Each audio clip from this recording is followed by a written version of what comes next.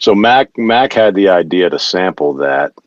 I was like, man, I ain't trying to sample 900 number. You know what I mean? Like, You kind of fought back with Mac Miller oh when he yeah, told you. totally. I did not want to make that beat at all. I'm glad. I bet you're glad you did now, right? Hell yeah.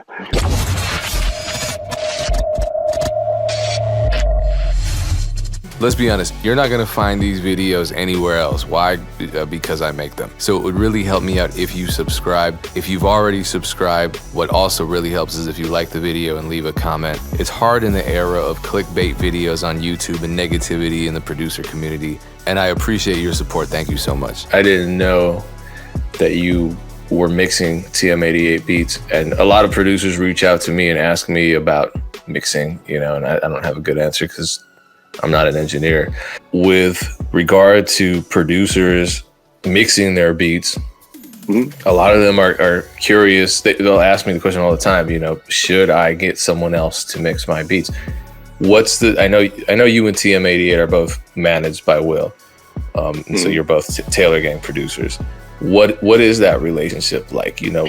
In terms of the process of him, because he's making, as you said, a whole bunch of beats. TM88 just made Drake's huge single right now, I believe. Yeah, right. So what is that like?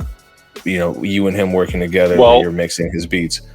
So for TM, I'm not mixing like beats that he's making to send out to artists.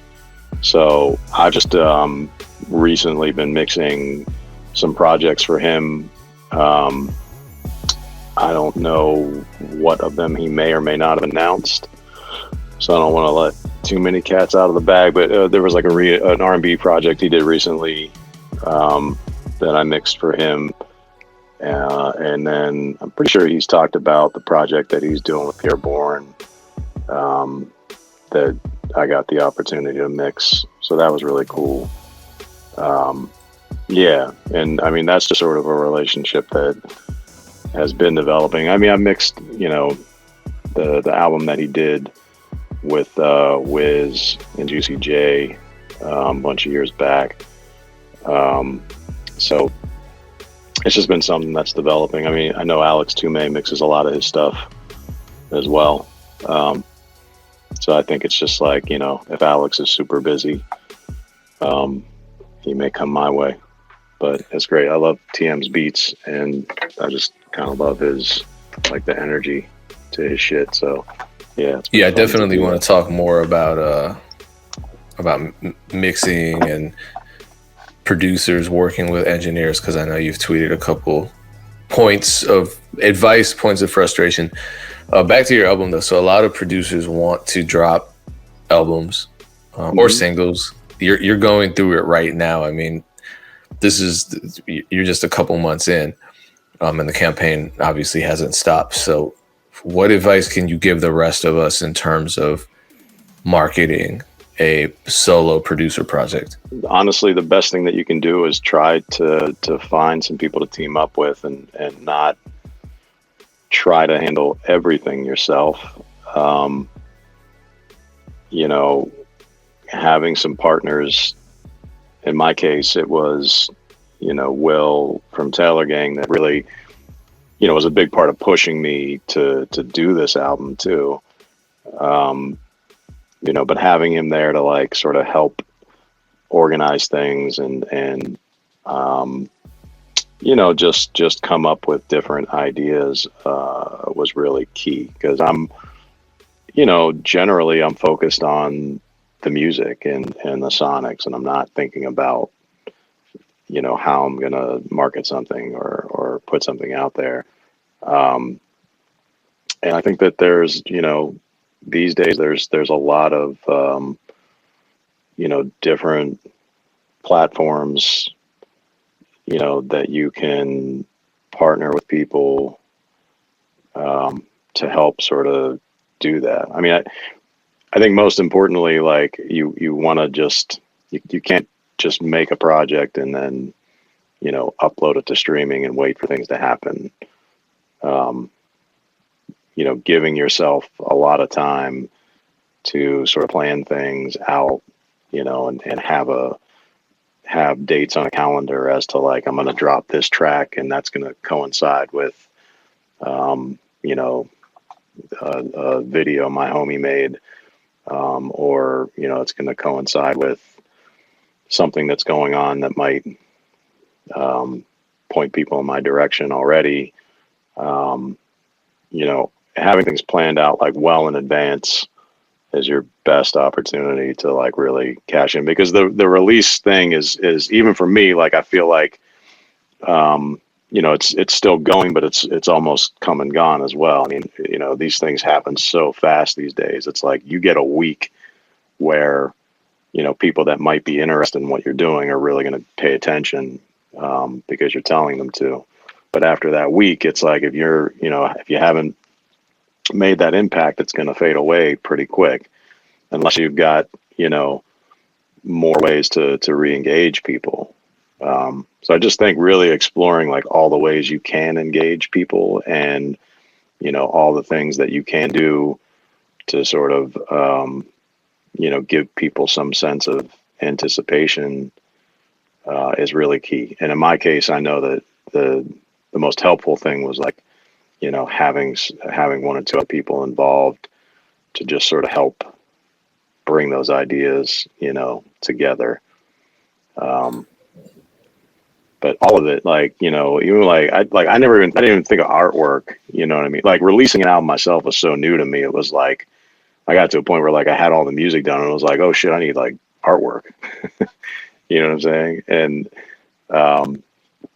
that was all like just sort of flying by the seat of my pants. Like, you know, I didn't have anything in mind, and, you know, it ended up being really cool where, you know, in my case, it was, there's a painter from Pittsburgh who goes by the name Jazz, and a friend of his had given me one of his paintings that I have hanging in the studio. I ended up taking a picture of that and sending it to Miller McCormick, who is Mac Miller's brother, who did all Mac's artwork. And the two of them sort of like collaborated on, you know, this like artwork for me, which ended up just being like just a really cool, you know, thing to come together for me. But oh, that's dope. I did so Mac Miller and his brother did art direction for you. Yeah, Mac's brother Miller, his name's Miller. He did most of Mac's artwork, but he's my good homie, so he helped out and did like the art direction based off of Jazz's painting. Dope. Yep. Yeah. Oh yeah, that's one of those kind of untold stories. On the subject of making instrumental albums, you tweeted, the instrumental album has taught me that you can make music in a vacuum, no problem. But good luck having any idea what you think about it when it's done. What do you mean by that? Sure.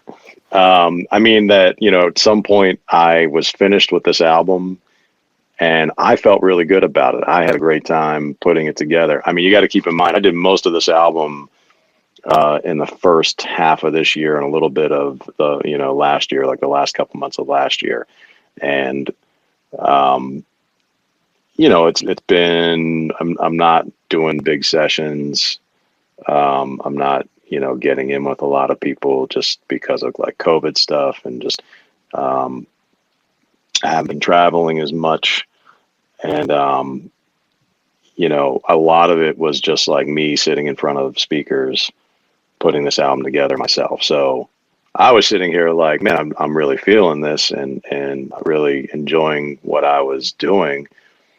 But when it was done, it was kind of like, I have no idea whether anyone will like any of this stuff. You know what I'm saying? And I was so close to it at that point that it was like, you know, almost impossible to have perspective and listen to it and say, what's this going to sound like to somebody hearing it for the first time? And I still don't know. So, you know, the fact that anybody listened to it and that I got some good feedback was like, that was, you know, that was all I needed, because I was totally clueless, you know, when I was done with it as to like what anyone would think of this. So, I mean, I thought it was dope. I thought it sounded good. Thank you. So Mac Miller's name came up, Mhm. and I'm sure it's going to come up a lot during this interview, especially with all the stuff going on with the upcoming October release, which I want to talk about. But Mac Miller's album Swimming was released in 2018 and has apparently not left the Billboard chart since then. Yeah. That's Yeah. amazing. That's a long time. And you were consistently involved in Mac Miller's careers, and you were a part of a couple of his singles. Mhm. And the last time we spoke, you recounted the story of Wiz Khalifa coming to ID Lab Studios and interning and, just doing a lot of day-to-day work there. Mhm. And, obviously now he's a superstar. What was the Mac Miller ID Lab story? Was there a similar backstory? Yeah, well, similar in that he, started coming to the studio around the same age that Wiz was when he started coming in. Like Wiz was like 16 when he first came to the labs, and I think Mac was actually like 15. A little bit different in that, with Wiz, I was the one recording him from day one, and I very quickly like picked up on the fact that he was like crazy talented, and I sort of called him out of the blue one day and started this whole relationship. Whereas with Mac, he was recording at different times. There was two rooms in the old studio, and he would record a lot in sort of the front room that I didn't use as much, either with Big Germ, or the homie Josh that used to run sessions out of the labs. And they were starting to talk about him, so he was kind of like on my radar, but I wasn't fully tuned in. You know what I mean? This was like early days, and he was probably working on like his first mixtape or his second mixtape. And there's like a little fly in here that's trying to kill me.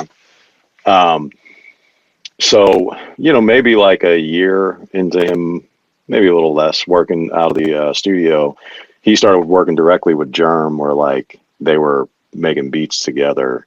Like Mac would play guitar and Germ would put some drums over it. And I started hearing that stuff and was like, oh shit, like this kid's, really doing something dope. And at some point, we just ended up getting in a session together. And we made Knock Knock, which ended up on Kids, and, ended up being like a gold single, and, all this shit. And we just developed from there. He signed to Rostrum, and it just ended up just really becoming like a great friend and collaborator, like over the years. So was that the roster? Because Wiz has a Rostrum connection, Mac has a Rostrum connection, and they both have ID Labs in common. Is that how all of that came together? Yeah, both of them worked out of the studio, out of ID Labs with me, and then like with Wiz in particular, Benji, who runs Rostrum and started Rostrum, he was living in New York at the time. I think he had just sort of finished up a stint as intern for L.A. Reid, or assistant for L.A. Reid.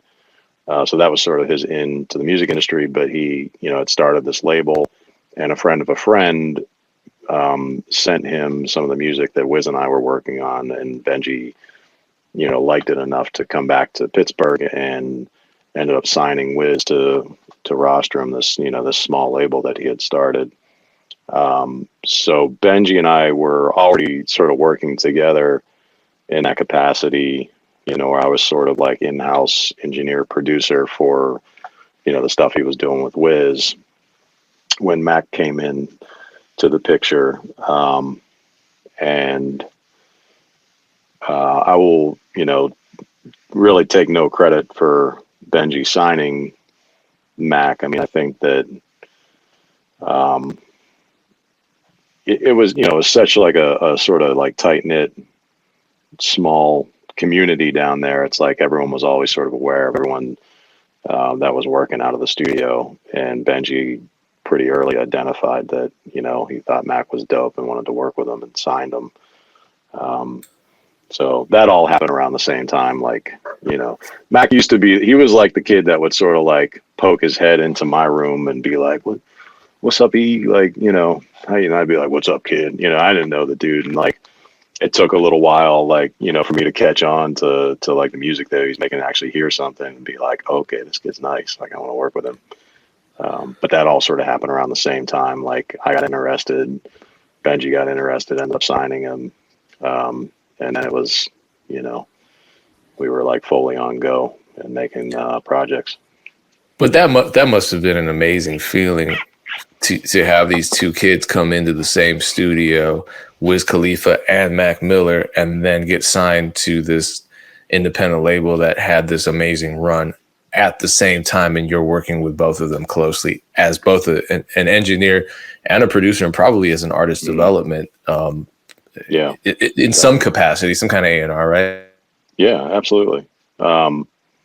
Yeah, I mean, Wiz will famously always give me credit for like teaching him how to count bars and structure songs. I don't know whether that's true or not, but I do sort of remember telling him like, make this 16 and make that 8. But like, yeah, no, it was. I mean, it was crazy. I think at the time, like, it was hard to really have a grasp. I mean, this is also kind of early days of social media, right? So like, we didn't have all the metrics that we have now. It wasn't as easy to like see something exploding, and I'm such a studio rat that like, I would just spend most of my time in the studio working on the music. I didn't go to a ton of the shows. I mean, I would go to a lot of the shows, but not all of them. And I certainly didn't go on like the tours and stuff. The eventual, tours they would go on. So like, I didn't have the same, I knew things were moving, and I knew that, they were starting to take off for both of them. But I don't think I was as cognizant of it, just from my perspective. So it was crazy, but it's crazier looking back and going, wow, like that really happened. Like lightning really struck twice in a short space, span of time for us.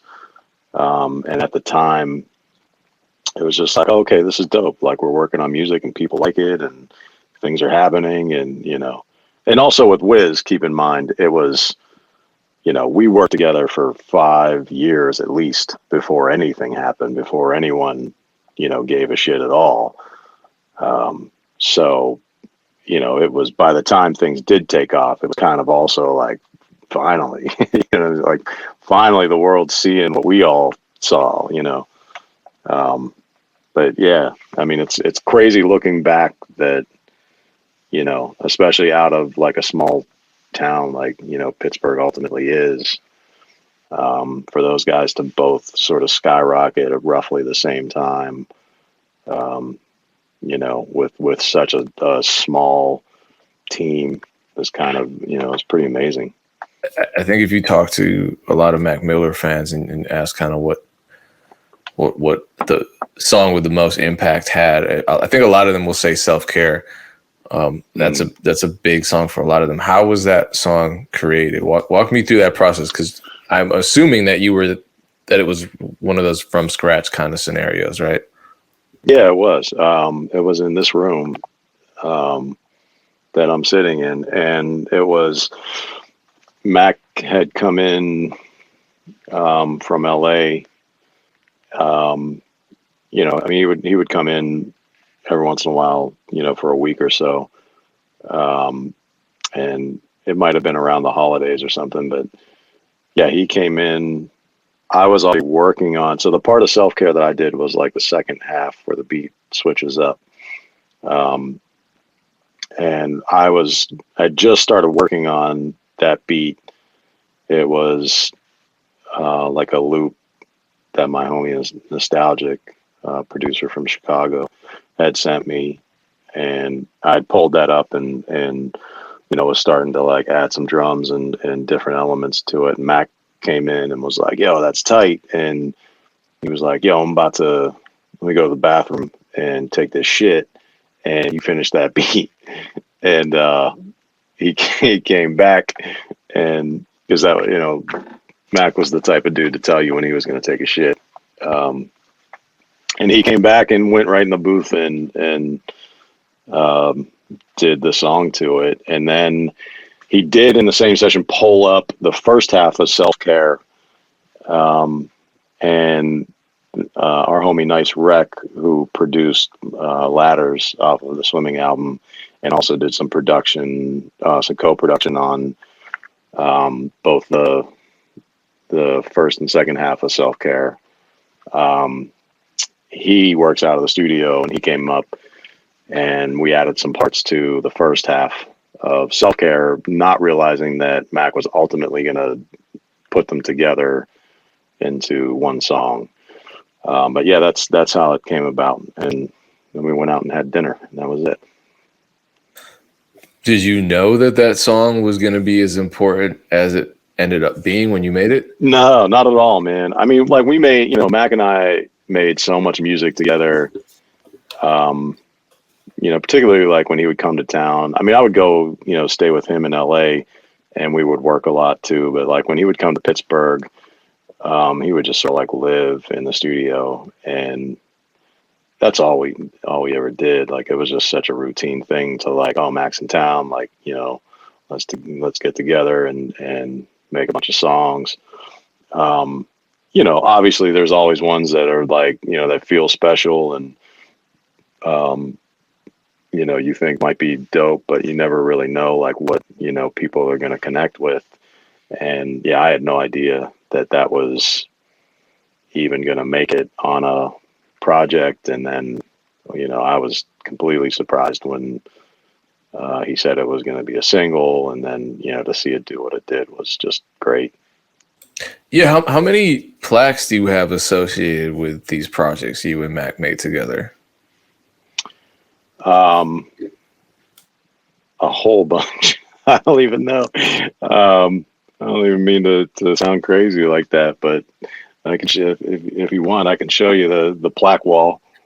There's got to be like upwards of 8 to 10, I would think. There's a bunch, man. I mean, we can take a journey. Well, I don't have plaques for everything yet. I'm waiting on a bunch, but there's Blue Slab Park, Gold, Watching Movies, Good AM, and then, yeah, Donald Trump, which I just mixed, and Loud I mixed and co-produced, and Party on Fifth Ave I produced and mixed, and then Knock Knock. I'm not keeping track, so if you are, I think that's it. And I'm still waiting on a swimming plaque or a self-care plaque. Yeah, and I don't think they did a plaque for some of the singles, like, you know, like I mixed The Weekend, one off a Good AM that I think is platinum at this point. So yeah, a lot of stuff there's just not plaques for, but the certifications are there. But so the certifications, yeah, exactly. Got it. So let's talk about Party on Fifth Ave, because we just saw the plaque for it. I remember back in 2011, I think it's the only Mac Miller song that was serviced to top 40 rhythmic radio. In my right? 5 years of working in radio, I don't know. It's the only one that I got serviced. Okay. Because I think the other stuff just didn't have a top 40. Maybe it got serviced to urban, but I was working for a rhythmic station. That's wild. And Party on Fifth Ave had I guess crossover potential, based on what the radio promo people were thinking. So it's at what, 29 million views on YouTube, and it's a gold single or it's a platinum single? I think it's just a gold single. Okay. So far, and you produced that whole record and and recorded it too. Yep, and mixed it. Take me through the process of that, especially with regards to sampling. And what is that sample? It's a famous break? It's like the 1-900 number break, or what is it? Yeah, that's what it is. Ultimately it's a Marva Whitney song, who was an artist that James Brown brought up. But then it was sampled for the 900 number, which was damn, whose song was that? I should know this because I'm old. You're talking about DJ Cool? DJ Cool, yeah. Yeah, basically.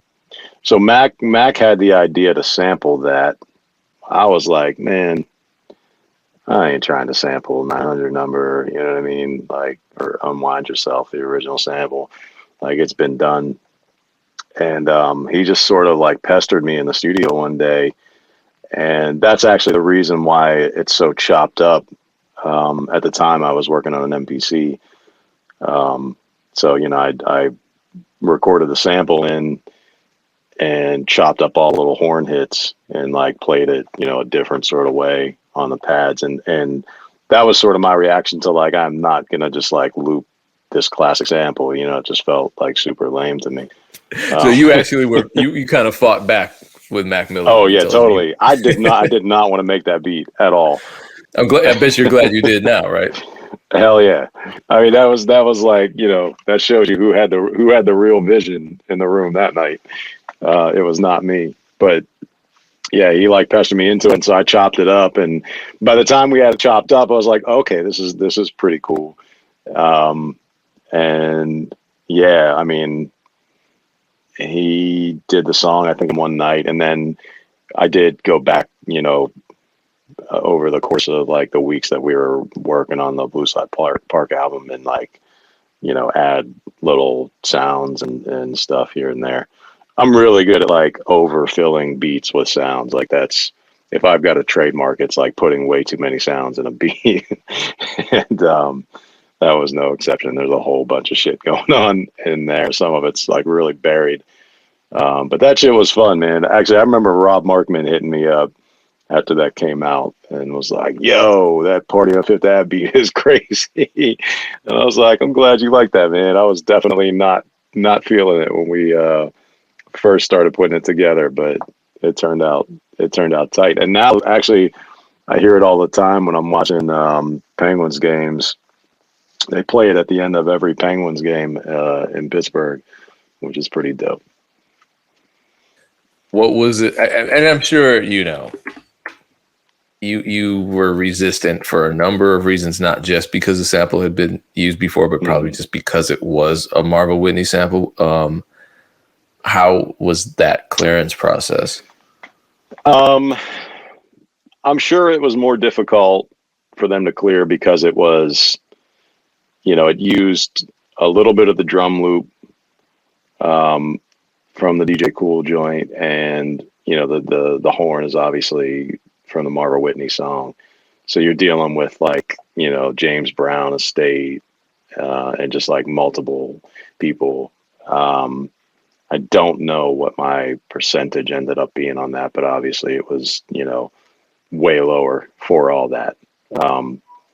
But honestly, you know, I never really, at that time at least, I never really thought about that stuff. You know, I never really thought about like, because, you know, that was still pretty early on in things where it was like, you know, just the idea that someone was going to listen to this music that we were making and really care about it. And, you know, that was like already something hard to, you know, wrap my head around. So never could have imagined that it would be like a big hit record. And I'd be like, oh shit, I'm only getting, you know, 12% of this. I could have gotten 50.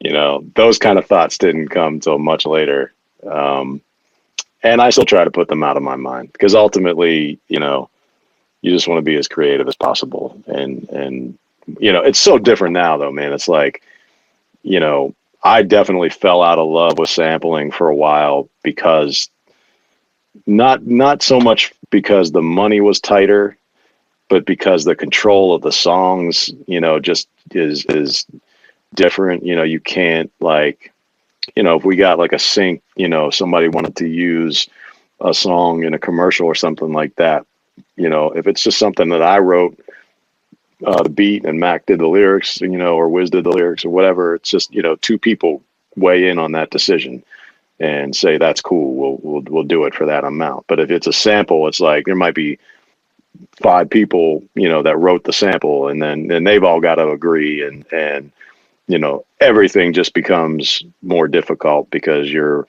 basically inviting all these different writers into a song. But now at least, I've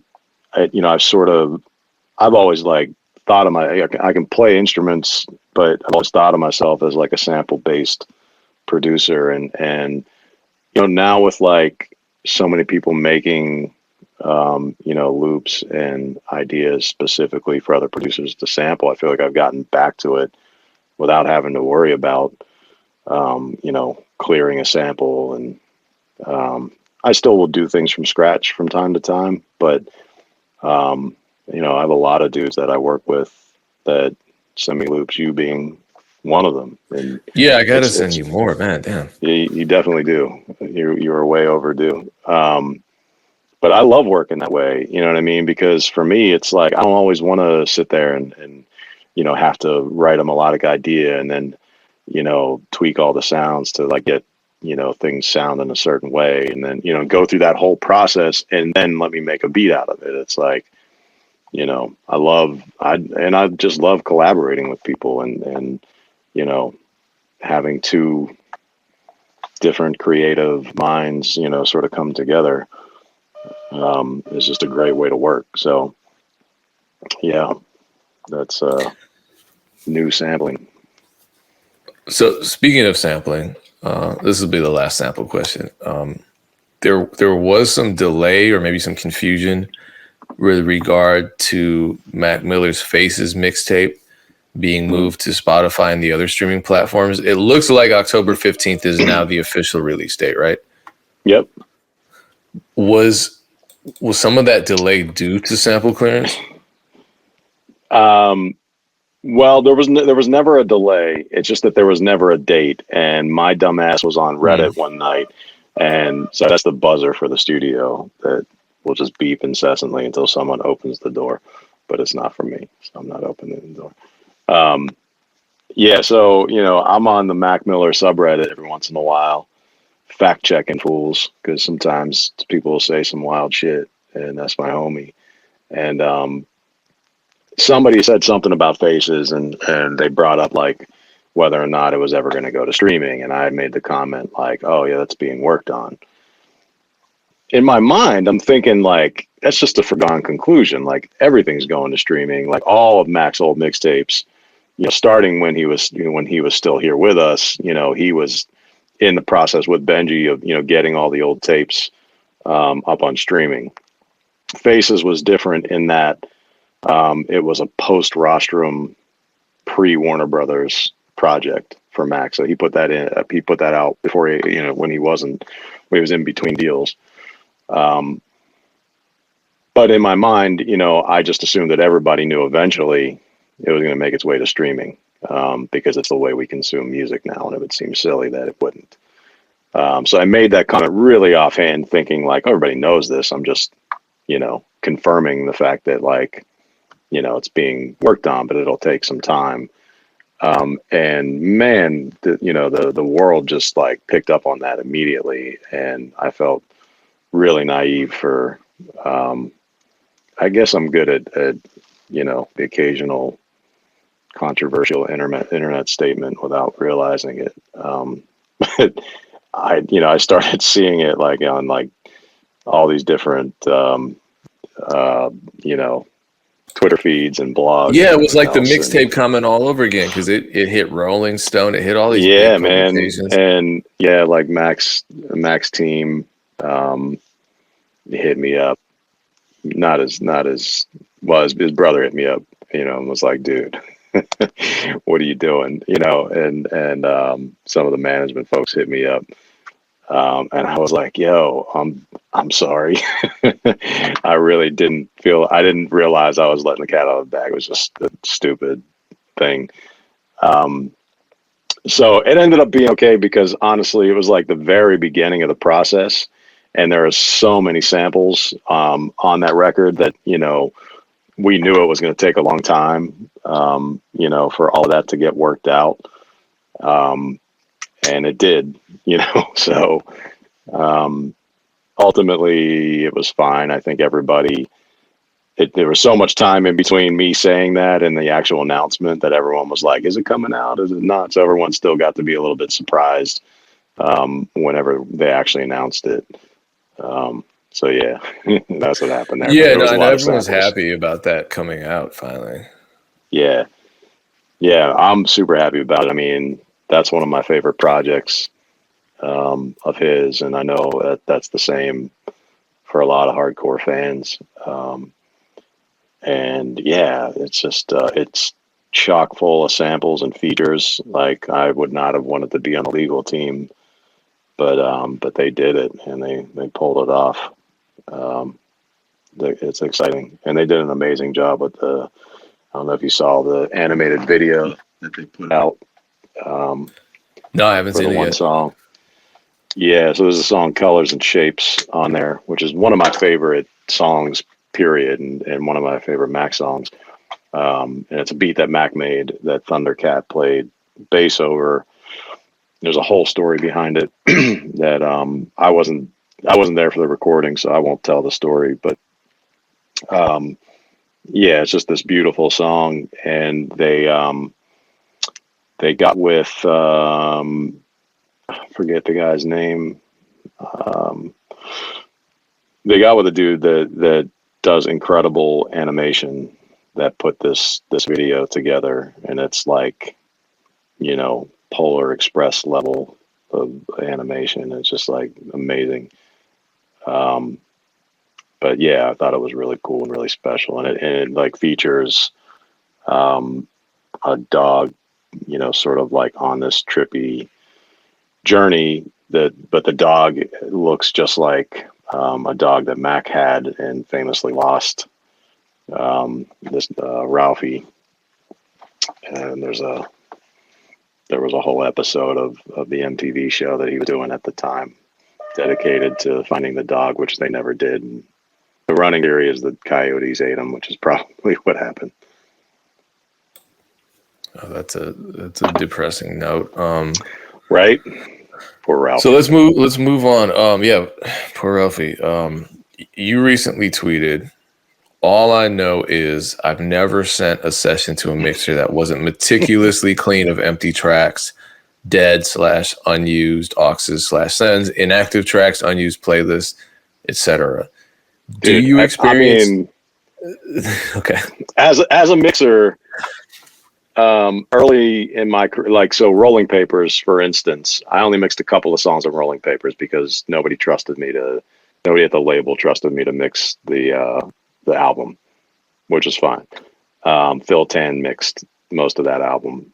Um, man, when I sent files, and the same for, I didn't mix Swimming, I didn't mix Self Care. Manny American did, who's an amazing mixer. When I send files to somebody, that shit is clean. Like you pull it up and you put the faders at 0 and you've got my rough mix and you can go from there. And there's nothing you got to figure out. You just make it sound good. And that's ideal for a mixer because you don't want a mixer pulling up your session and having to sit there for 3 hours scratching his head as to like, is this sound that's muted supposed to be in the beat or in the vocal? And what are all these unused tracks that are inactive and are they supposed to be something? And like, oh, I got to clean up all these clicks and pops that are happening in this one sound. And as a mixer, you end up spending so much time doing that. If you don't have an assistant, which I don't, by the time you get to the actual creative aspect of mixing, you're kind of burnt.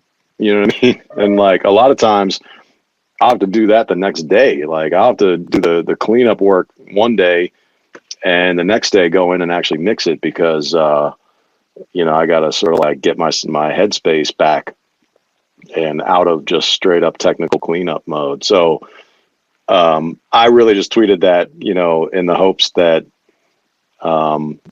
some aspiring engineers, producers would realize that it's important to, maintain some good management of your sessions and to keep things clear and easy to see, because you might not be the only person that's going to open those sessions. They might go to somebody else down the line, and the better that you can, present those sessions to those people, the better the work is going to be done on them, because people won't be distracted with trying to figure out, all of these things that aren't relevant to the music. So that's what it was.